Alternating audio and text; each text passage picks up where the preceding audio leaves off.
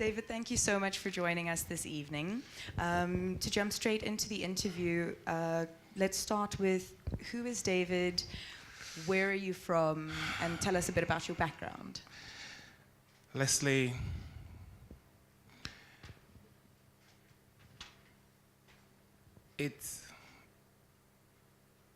can I say it's difficult?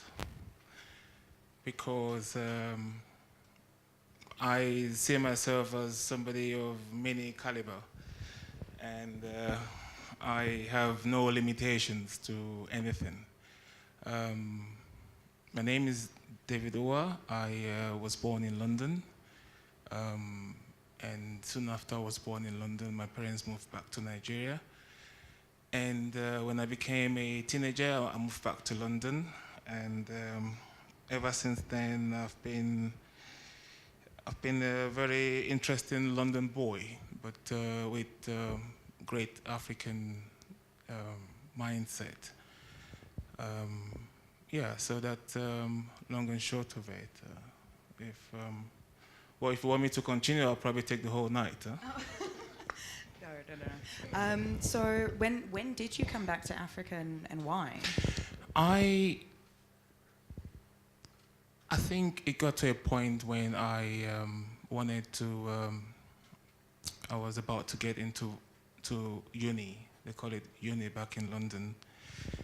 And I became tired of London city itself because it was just, the hustle and bustle was just too much. And I decided to myself, I need to come back to South Africa, where I've heard so much about Nelson Mandela and all the rest of them. And so I came straight to the University of the Free State, Bloemfontein. It was a shock, actually. People took things very, very slow. And I got into the taxi, and the taxi was waiting for people to come on board. And I was like, goodness, I need to get to somewhere, I need to get to somewhere. And the guy was like looking at me funny, because I was like really getting very agitated. And then when he finally did move, he stopped again for somebody who was coming from afar. I'm like, oh my goodness. But it was a great eye-opener because it actually slowed down my pace. I lived a very fast-paced life. It was all work in London. You get to the tube station, get to the underground, get to your platforms, catch your train, you're off there. And you kept like 2 or 3 jobs at a time. So it was quite a bit of a fast life. But Bloemfontein brought me down to reality, where I decided to take a bit of a break and a bit of a slowdown in life. And so I got onto the University of the Free State and immediately became the president of the Foreign Student Association. On that particular association, we had students from various parts of the world, including Africa, Lesotho, and I learned a lot. I learned that you get very comfortable in your comfort zone, that you do not understand the different cultures out there. And interacting with people from different parts of the continent, getting to know the various cultures, the food, the way they did things, and you kind of appreciate the world we live in as much as it's a crazy world, but it's cool. It really opened my eyes to get to appreciate people, appreciate the different cultures, and I found myself in a very big, huge global village, and it was an eye-opener. It's fantastic. And I had always had this entrepreneurial spirit about me. I always look out for a business opportunity wherever I could. And I found myself giving people business ideas, and I hadn't even started mine then. So it was quite a very interesting thing. I actually learned when I spoke to people, got to tell them about what to do with their businesses and how to go about it. And when I finished my undergrad, I went back to London. And I quickly realized that there was this craze in London for internet cafes. And there was this particular very wealthy Greek man who owned EasyJet. It was an airline that flew around Europe, London, and UK. And he owned EasyNet. It was internet cafes spread across central London. And everywhere you go, you'll see EasyNet. And it really sparked off something in me. Because central London, like your Piccadilly Circus, your Oxford Street, your Tottenham Court Road, you had tourists everywhere. So they had access to internet, whenever they wanted to surf the net and check on things. So it was easy access for them. And then when I went back, when I was around where I stay in southeast London, you had Somalians and Ethiopians who also owned the internet cafes. So that sparked off a bit of interest in me. And I thought to myself, this is really cool. And stayed in London for some time, and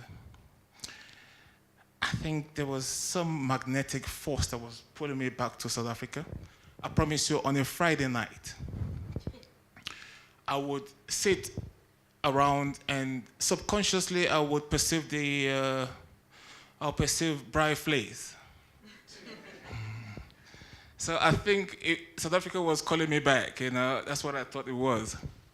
So I finally did decide to myself that I need to come back, and I was going to start my own internet cafe.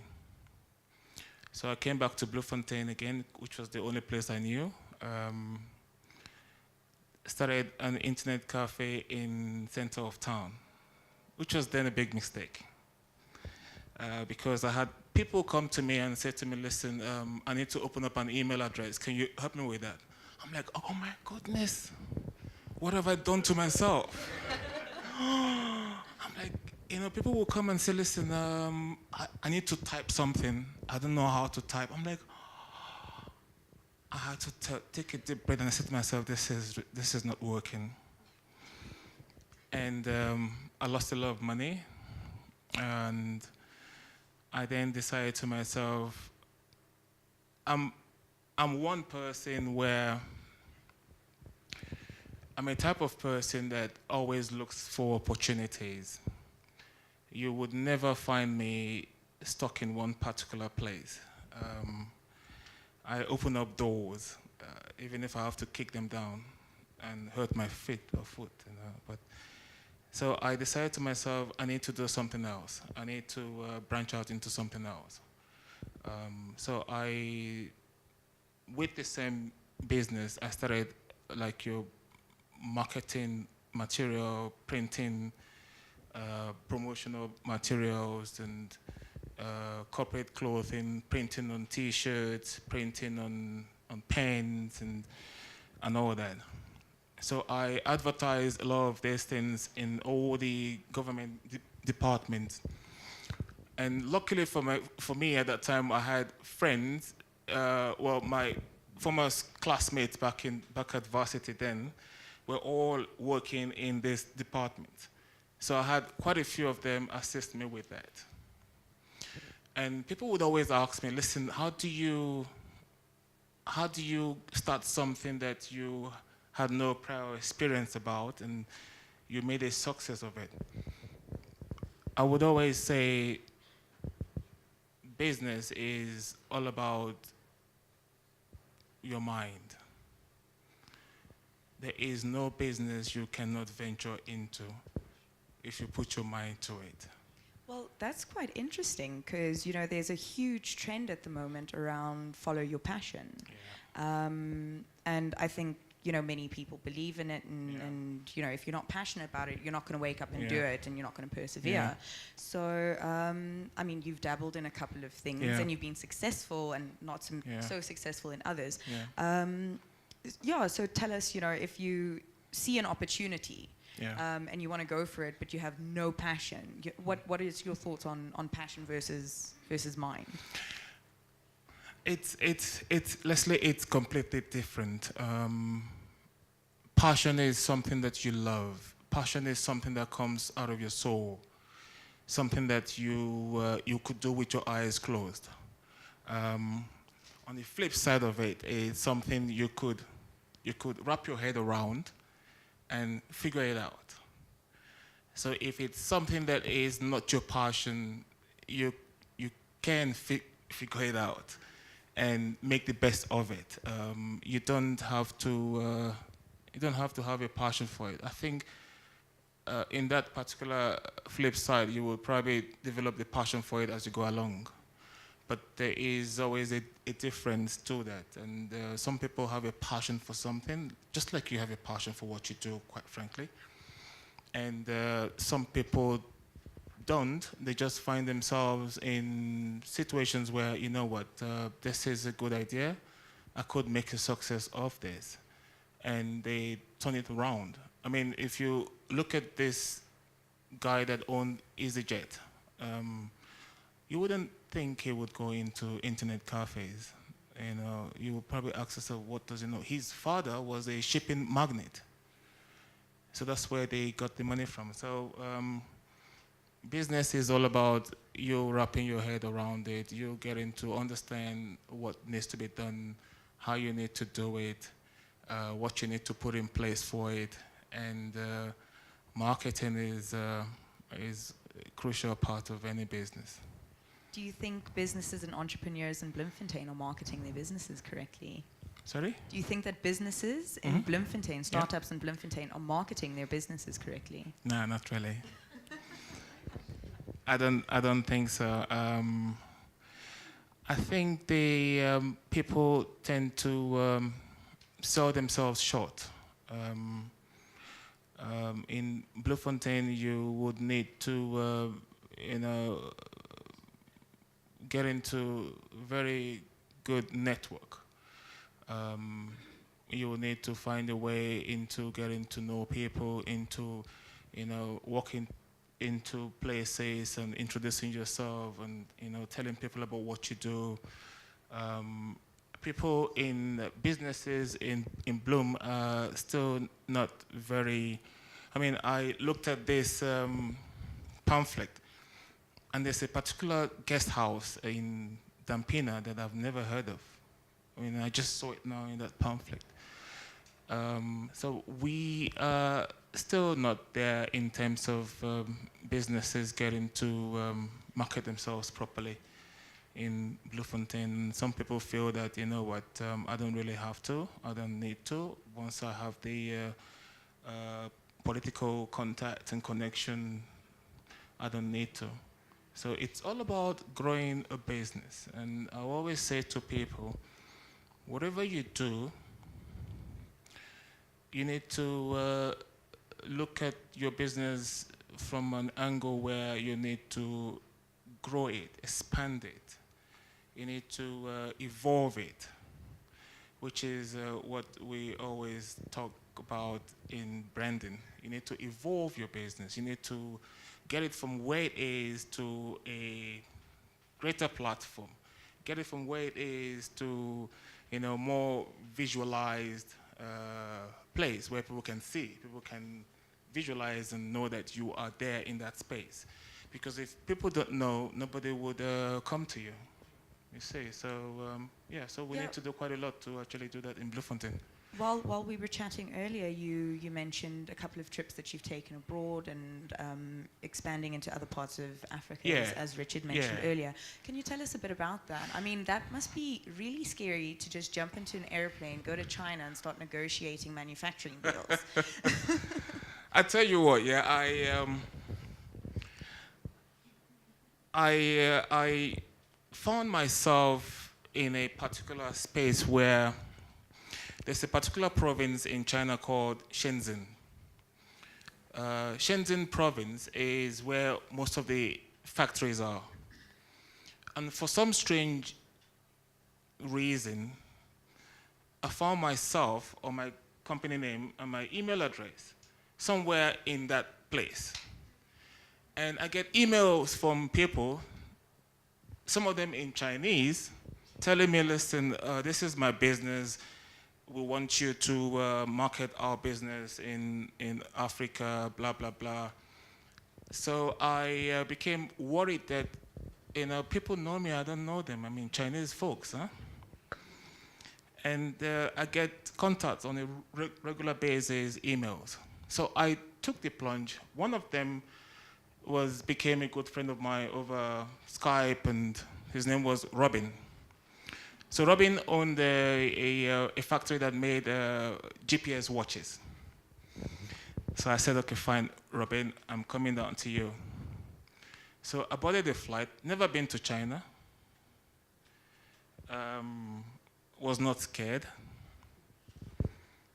What could be the worst that could happen? I mean, I wouldn't be able to understand Chinese, when they spoke to me. I didn't do quite well with sign language, but I could try. So got to China, got to the Shenzhen airport, and got out to the taxis, and I discovered that all the taxis were like passing me. They stopped. When I spoke English, they sped off. Stop, spoke English, sped off. So I thought to myself, gosh, is it what I'm wearing? Do I look strange? So I had to go back to the airport, and I spoke to some guy there. I said to him, listen, I can't seem to find the taxi. So he said to me, the problem is you need to write where you're going in Chinese. So he wrote it for me, and then I got back outside and I put it to the guy, and he said, okay, fine, jump in. So I got to my hotel, and one of the very strange things I discovered in China was that it's easy for you to find Chinese takeaways here. But you wouldn't do the same when you're in China. It's a different type of food that you actually find there. So I stuck to my KFC and my McDonald's. But funny enough, when I got to this McDonald's and KFC stores to get something to eat, I would sit down, and I got stares from everyone. And people would come around me and look at me, and some of them would come to me and say to me, American, basketball? I'm like, yeah, whatever made you happy. I'm an American and I play basketball. I play for Houston Rockets, if you want to know. So they were quite fascinated by my height and my size. They have never seen somebody. I mean, I couldn't find a shirt to buy for myself. I couldn't. I was walking into a shoe store, and before I crossed the door, I went past the door. The lady said to me, no, we don't have your size. No, your size, no. Don't even bother to come in. You don't have your size. I had to, walk away. I walk on the street, people turn around and stop and look at me. So I met with Robin, went to the factory, saw what they did. It was a GPS watch that could track your location anywhere you are. And, you could actually view your location on your cell phone. So if you were in Berlin, I could tell you where you are exactly, what street address you are in Berlin, as long as you're wearing the watch. It tells you time, but it's a GPS. Now, my market for those watches was African countries where you had expatriates from Europe, because they had a problem where they had kidnappings. So the expatriates were kidnapped, and they demanded ransom from the companies that they came to work for. So that actually assisted them with, some kind of security. So all of them strapped themselves with them watches. So I made quite a bit of money then, An opportunity Yeah. anyway. Yeah, I made quite a bit of money from that, and so I went to Ghana with it. I went to Cote d'Ivoire with it. I went to Nigeria with it. I met quite a lot of people, NGOs, multinationals, and I met with I did a presentation at the British ambassador to Nigeria's house. He invited me to come and do a presentation to the other embassy officials. So I did a presentation in his house, quite a big house with lots of servants. I mean, he had a servant for everything. And a particular table needs to be wiped. A particular servant does that. So I'm thinking, goodness, this guy's really, that's the height of it, huh? So it was quite an interesting trip, and I have always been one that ventured into the daring. I never limit myself to anything. There's nothing I cannot do. There's no barriers I cannot break. If you say to me there is an opportunity in Kathmandu, I'll get to Kathmandu. Huh? And then if I can't understand the language, I'll find a way.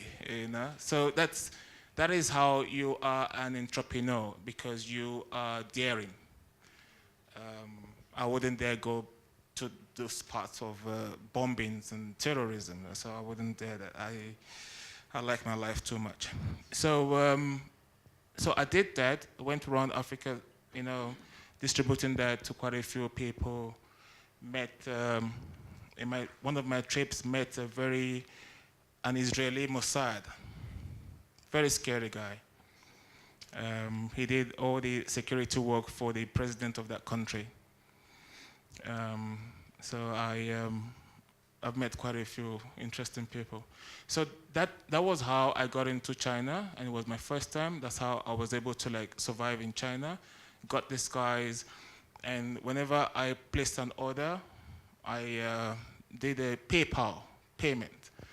I need to start thinking about pay fast now, So I did a PayPal payment, and they shipped it down to me, and I took it down to those countries. So I got quite a few orders from each of those countries, and it was good business for me. It was a venture that I did not think I was going to really make something big out of it, but it was just temporary to get me started. And then, so I started with brand new Afrika. I've always loved branding. I've always loved design, graphic design.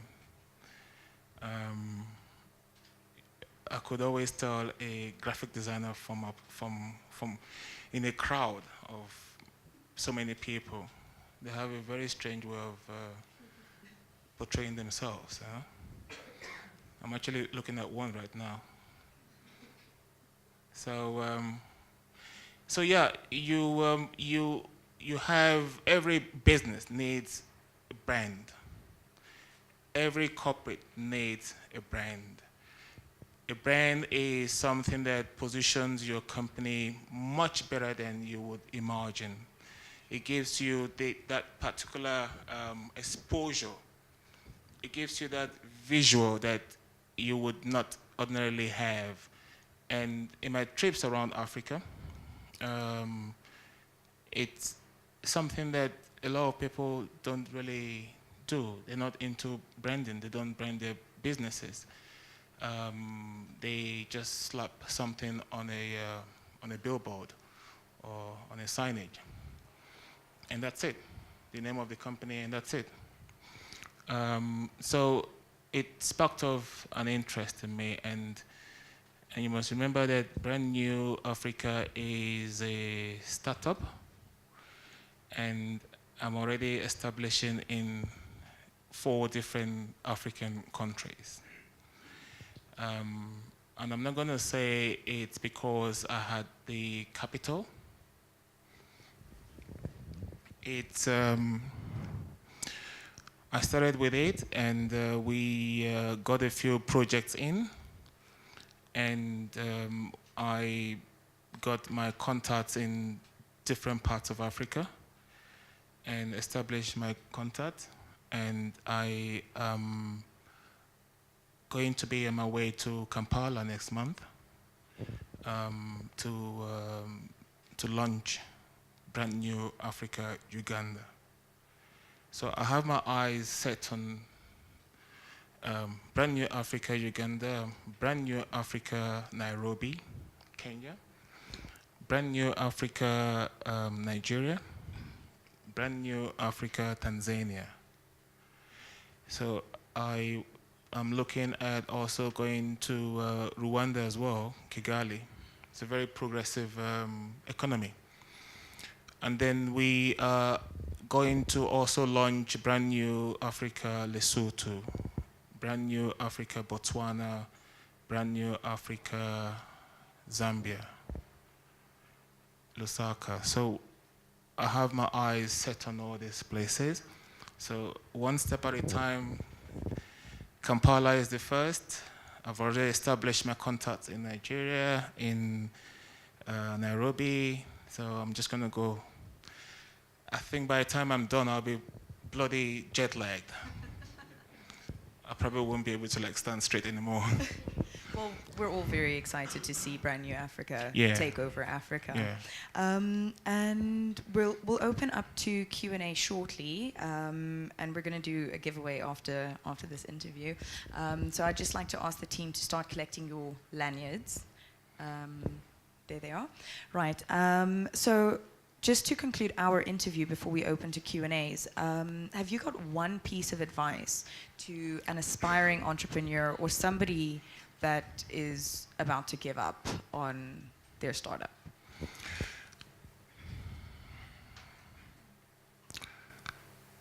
Never, ever think you can do it. The word can't or cannot is not an option. The worst that can happen is you try, you fail. But you can always get yourself up again and carry on. And people have felt so negative about business because they have failed the first time, and they decide to themselves, you know what, I need to go get a job. But never, never limit yourself. My co-director, who is a whiz kid when it comes to design, did a brand for a company. It was a startup. And the slogan for that company was limitless. Limitless. So opportunities are limitless. So never say you can't do it. I'll tell you a story. When I started my business in I think it was 2004, 2003, I would literally run around the whole day, knocking on doors, talking to people, and I never got anything. And when I get back home, then I had this Mazda Mage. It was a red one. And I would always open up the bonnet and put some water in the radiator so that it doesn't die on me. And I would say to myself, you know what, by the time I get back at about 5 p.m., I said to myself, you know what, I can't do this anymore. I felt like a hamster running on that roller, and then it just goes, you're going nowhere slowly, huh? And I said to myself, I can't do this anymore, I'm tired. And you won't believe it, I would go to bed that night, wake up next morning, and I'm off again. The same thing, I run around. Forgetting, I said to myself, I ain't gonna do this no more. So that is the drive that you need to have, never to give up, because that is not an option. When you do that, then you cease to be a human being, because we need to move, we need to evolve, we need to source for greener pastures, we need to source for greener platforms for business, we need to continuously think to ourselves, we need to better ourselves, we need to improve in ourselves. So, limitless. Good evening, all. Good evening, David. My name is Pedro. I've got a small startup company I'm trying to start up. Pedro, yeah. I'm trying to start up as well. What I wanted to ask you is, you mentioned you came back from London. Yeah. And you opened your internet cafe in the center of town. Yeah. What did you go through? What, investment-wise, how did you come across with the cash? How did you get there? That is what needs to motivate us. If that was your first step, your first business, how did you overcome these hurdles? Like, do you have an investor? Did you come from wealth? Did you give a pension? Okay. One of the things I made sure I did before I came back was I worked. I kept 3 jobs. I kept 3 jobs and I saved all the money I got. And then obviously the pound was a bit of a stronger currency. And I came back with a lot of money, and I have never really gotten funding for any business. I started that business with the money I came with from London. And then I also went about to buy computers. At that time in London, you find that corporate companies would, replace all their PCs, their desktops in their offices, and they remove the old ones and put them up in a storage. So I bought those old ones and freight them down to Johannesburg. And then I went about there's this IT shop called PC World. I went to every PC World buying little bits and pieces of things like your memory sticks, like your calculators and stuff that I can buy that I can put as displays in the shop. So I bought all that, and I shipped about, I think it was about 12 computers. I did an air freight for it, and then it got to Johannesburg. I went to Johannesburg, got them in, and set them up.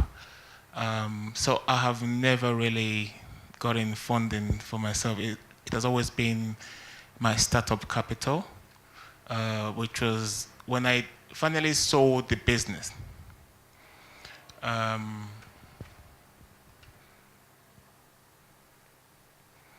When I sold the business, I made some money from it. And that I used to put back in the business itself that I was doing in terms of the promotional materials and corporate branding. So I put that money back in it, and that's how I started. So yeah, That's to answer your question.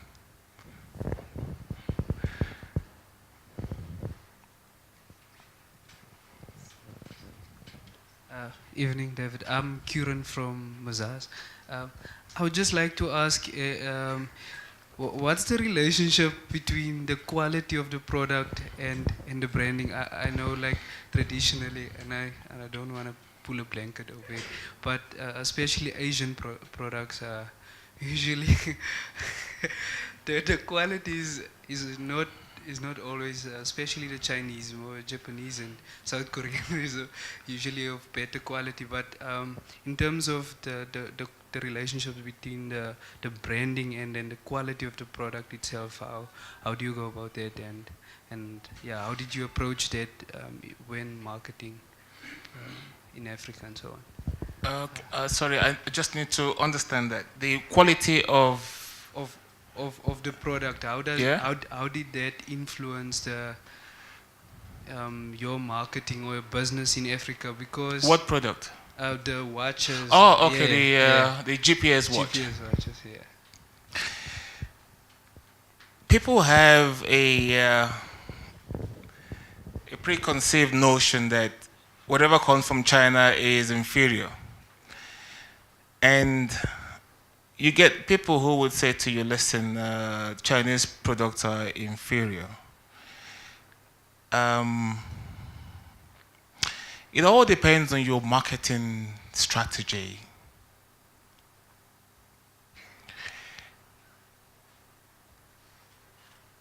Well, don't say I told you this. You just somehow, you got to bluff your way through things, huh?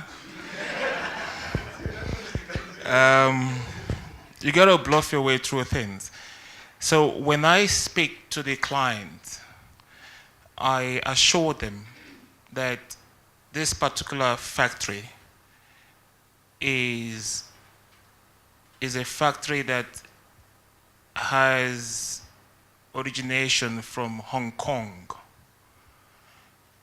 But because Shenzhen borders Hong Kong, so they established in Shenzhen. So it was closer for them to be able to do that. And but I did my own quality check on this particular items, and they really were authentic and they work quite well. My brother-in-law in London once tracked me. And he said to me, dude, I see you are on the N1 heading to Johannesburg. Then I started looking out for drones. I thought he had a drone somewhere watching me. But yeah, it's all about how you're able to market your product, how you're able to convince your client. You gotta bluff your way here and there. You just don't say I told you that. But it's all about getting them to buy into your concept, into your product.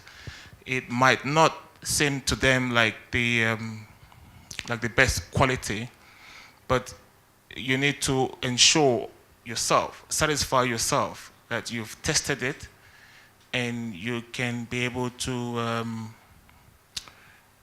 sort out any queries or any problems.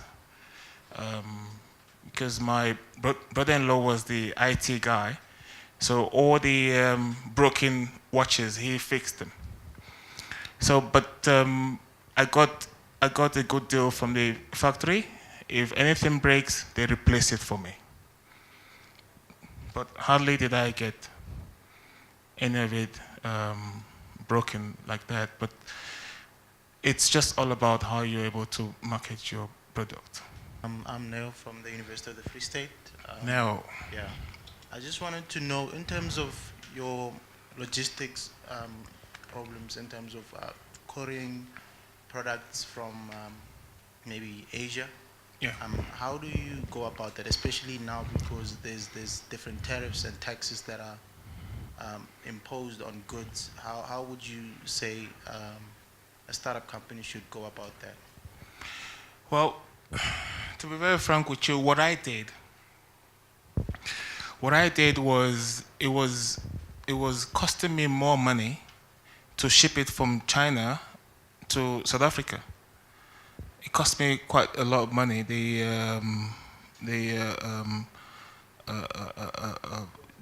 Sorry? Yeah, the taxes, the way bill payments, and all that were so expensive. Even when you did courier, some of it via with DHL, they charge you more. You pay more coming to South Africa. So what I did was I then got it to London, which was cheaper. So you paid less when I shipped it to London. Now, Robin had to say to me, listen, you're spending so much money bringing it down here. Why don't you send it to London? It's cheaper for you. So those are the things that you're going to need to take into consideration when you are starting a business that needs you to import things. You're going to need to get to understand the cost price of what your items are, and you have to work in your freight or your shipment cost on it, so that you don't run at a loss. It's difficult to actually find the best possible way to ship, unless you want to put it on a ship and wait for about 2 or 3, 4, 5 weeks for the ship to land at Durban. You know, that's the cheaper way of getting things down here. But if you want to go via courier or go via aeroplane, it's going to cost you more. I think it's just the fact that we have there's a lot of red tape, there's a lot of things in South Africa that actually hinders the free flow of business from the outside world. And that's one thing we need to correct in this country. Good evening, all. I'm Tangeni from Alpha Media. Tangeni. Yes, sir. You said something about breaking down, culture barriers when you were still at the International Student Association. So I'd like to know, as a startup, how do you break down culture barriers so that you can achieve like a greater reach, perhaps throughout the continent and even globally? How do you become a global brand, actually? Yeah. I would always say to people, if you want to venture into other parts of Africa for business, that's the best way you can go. In my travels around Africa for business, I hardly see black entrepreneurs. I think it's that phobia for, new ventures. You would always encounter cultural conflict. People would say to you, this is not how we do it here. You understand? So sometimes before you go to any country, you got to study that country. You got to find a way to, do a bit of research. You have to know the do's and the don'ts of that country in terms of business. We're talking about our client or the head of Brand New Africa in Uganda.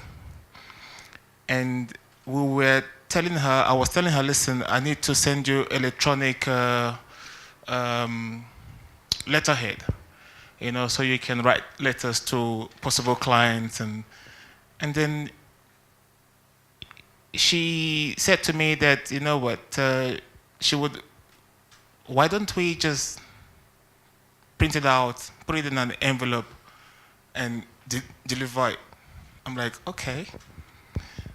whatever makes you happy, you know, if you want to do that, then it's fine. But you see, that's how they do it.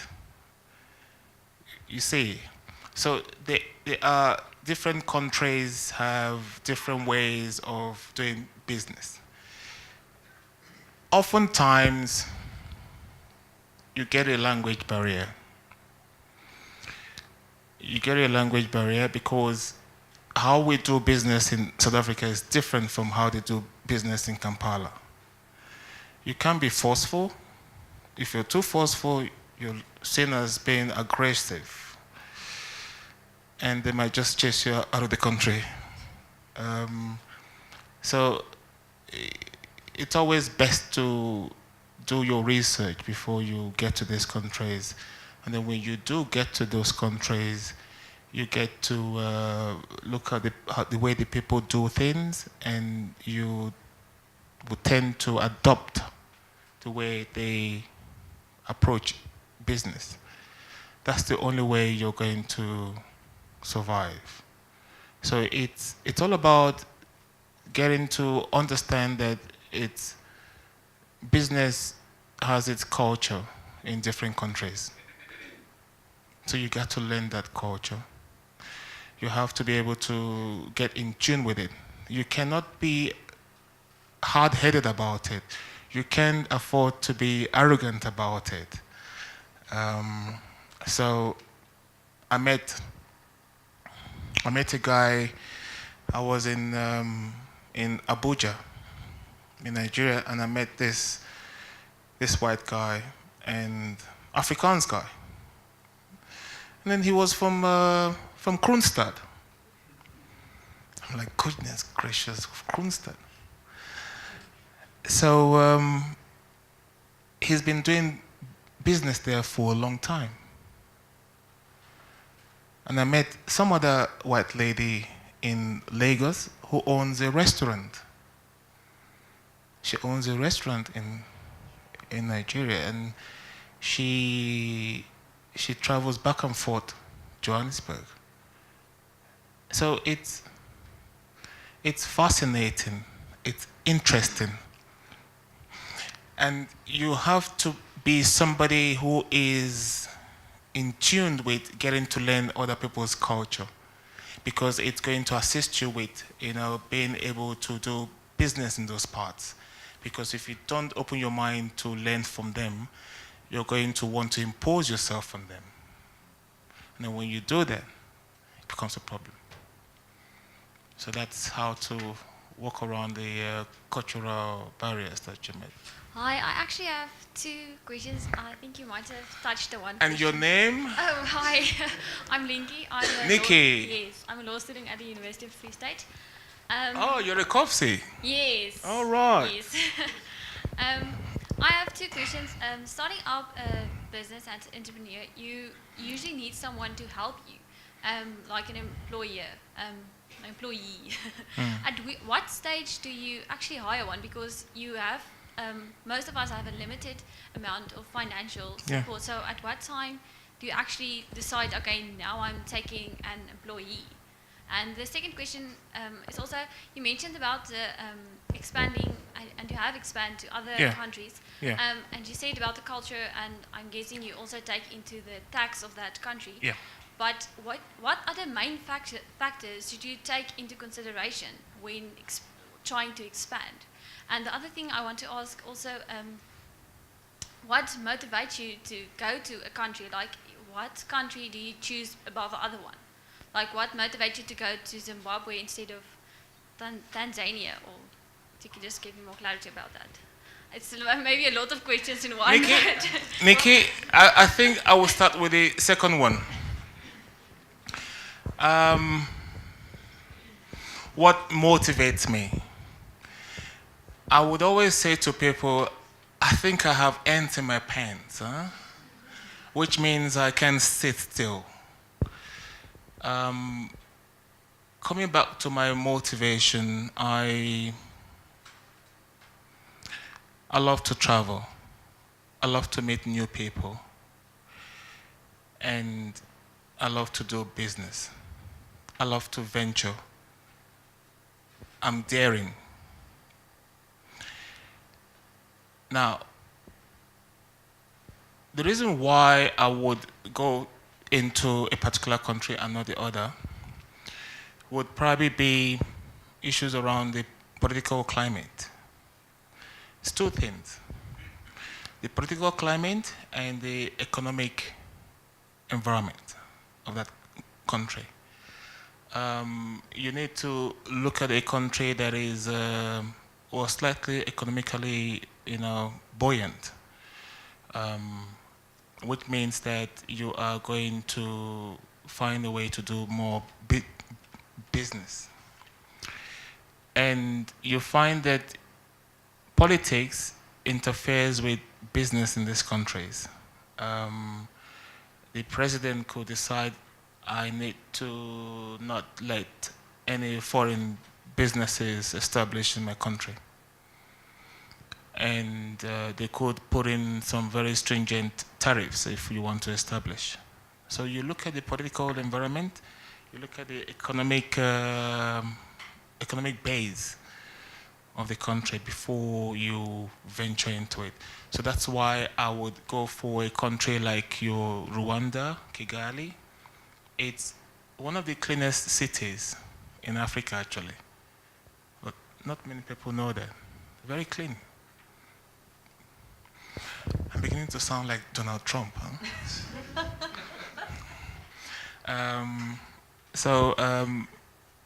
I would rather go to Kigali than go to Zimbabwe. Zimbabwe is coming up now with the situations and all that, but it's still unstable. And so that would be the fact that I am very daring. I am limitless. I do not let anything hold me back. When I tell people I want to go and establish my business in Kampala, they think, gosh, you must have a lot of money. Now, you just have to work smart and find the right contact in those countries. And when you get there, you sit with your contact, you give him or her all the tools that he or she needs to grow your business or to establish your business. And you monitor them. You empower them with that and teach them. There's a risk to it. You could fall flat on your face, but you could maximize and make so much money. On the other part where you ask me when do you need to get an employee in your business, you actually, one of the biggest issue around business is your overhead. Your overhead is your biggest problem. You have limited funds, you're not getting enough business in, and you ask yourself, are you ready? You obviously need help. But then, are you ready? So you could look at your clientele base. When you have enough clientele base and you project your business, to say, you know what, I see a great future. I see that my business is getting to a point where there are more inquiries, there are more people who want to get to know about my business. There's a need out there. People are making inquiries. I'm getting a little bit of traction from what I do. And I would say to you, if you want to do that, you need to get ready to do all the work yourself in the first year. Second year.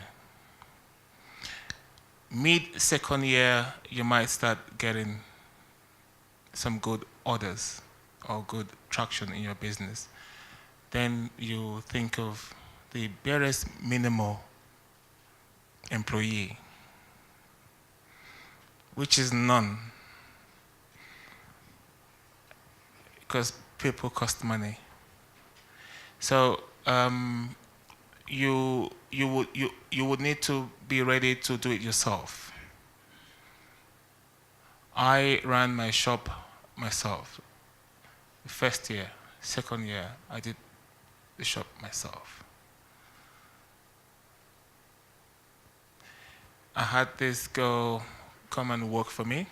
She came in and said she wanted work. I said to her, listen, I can't pay you a salary, but I can give you something at the end of every day. And you would be lucky enough to find somebody who is going to go the extra mile for you, even without you having to pay them a lot. So always start small. Always look at where you could not have a lot of overhead. Keep it as minimal as possible, because your business needs an injection of capital. You know, you have to buy stock, you have to buy raw materials, you have to buy this to be able to like get it out there. So you take all that into consideration. But when you see that you are running like a headless chicken and it's going well, lots of orders are coming through, then you begin to consider.